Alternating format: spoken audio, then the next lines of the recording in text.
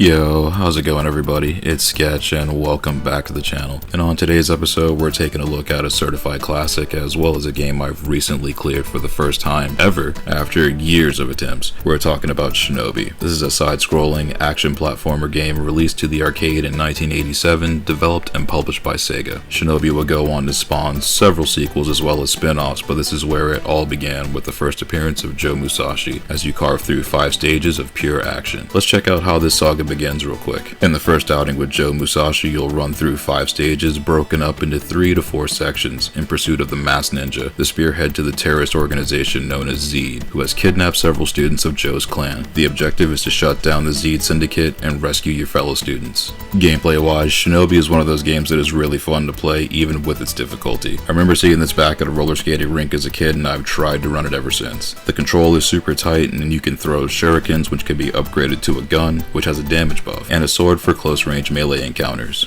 You've also got a single-use screen-clearing ninja magic attack, which you'll get at the beginning of each section. You'll also get a hefty bonus for every section clear that you have without using special attacks as well. You'll encounter a boss at the end of each stage, and this is where Shinobi can get rough. Each boss takes at least 6 hits or more to defeat, while you, on the other hand, only get hit once. Through the whole game, you really don't want to get hit since you'll lose all your upgrades and be sent back to the beginning of the stage. Certain enemy types like the swordsman once killed will stay off the stage, but most everything else will respawn. There are several different enemy types you'll see on each stage, and most take 1 or 2 hits. Some enemies can block your attacks and either require the gun upgrade to pierce shields and guards, or to get up close for a melee attacks which kills in 1 hit. Catch is, if you miss on the melee attacks, you're going to get smoked, and you'll get surrounded fairly often, so crowd control is always a priority. Shinobi also has a fair amount of platforming, especially in the game's 2nd and 4th act. One section where you'll jump between pillars over water where scuba ninjas will jump out and attack in stage 2, along with 2 sections in stage 4 that also have small pillars you'll have to jump over that are above bottomless pits, which you will get knocked into numerous times until you figure out where enemies will spawn from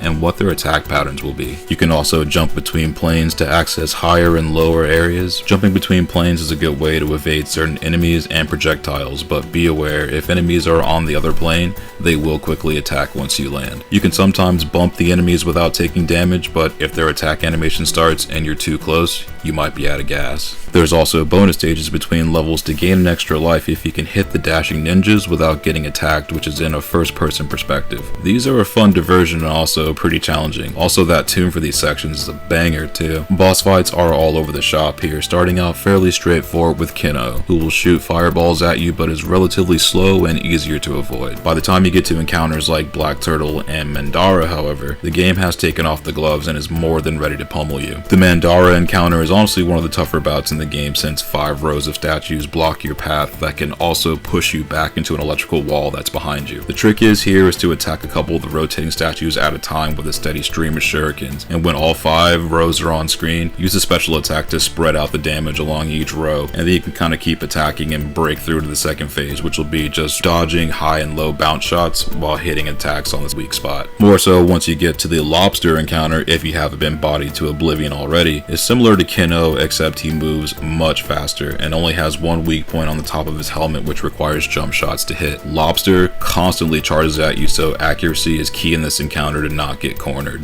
Graphics wise, this was developed by Sega's AM1 team, and Shinobi runs on the System 16 hardware, which Alien Storm, Golden Axe, and Fantasy Zone also were developed on. This board would later serve to be the basis of the design for the Sega Genesis and Mega Drive. Sprites and environments have a lot of detail here, and characters are fairly large in scale. Environments are also very colorful and have a fair bit of verticality from start to finish. Sprites have a decent amount of animations to them as well, so you can after a while pick up on when an enemy is preparing to attack or defend. This is also the first and last time we see Joe Musashi's face in game, since later sprite reworks would have him and his predecessors donning a full face mask, concealing his identity in future entries going forward. Sprites in Shinobi games would also have some low-key licensed character appearances, which with later revisions would have either palette swap swaps, or complete replacements such as the Spider-Man ninja that was originally colored red and blue, which will later be swapped to a green and yellow palette. Sound-wise, this is also beyond solid with a soundtrack full of belters that are beyond catchy. There's a lot of really good tunes throughout the game, and they'll get burned into your memory after a while. There's even some voice sampling with the beginning of each stage and with the transitioning between the bonus stage. Sound effects work here is also solid with dope impact effects of the shurikens either bouncing off walls and surfaces or plunging into an enemy. Some sounds you'll get quickly familiar with are the sounds of yourself taking a hit and the music scratching to a halt, which until you complete the stage will likely become a common occurrence early on. Let's talk about stage 5 real quick though. This section was and has been the apex of its challenge, since from this point you cannot continue even if you have credits in the coin op. So whatever amount of lives you get here with is all you've got. These sections leading up to the masked ninja get pretty brutal. In section 5-2 you'll deal with ninjas that fly across the stage with a lot of enemies in tight corridors, as well as ninjas on the ground that in some spots can respawn if you're not moving forward quick enough. 5-3, the second to last section, has you going through the Z dojo and introduces a new enemy type that barrels at you with a staff and once again appears in tight spaces while having pretty decent reach. To put it plainly, aside from every other difficult part so far, this is where it really hits a hard left until you either figure it out or get smoked and get sent back to the title screen.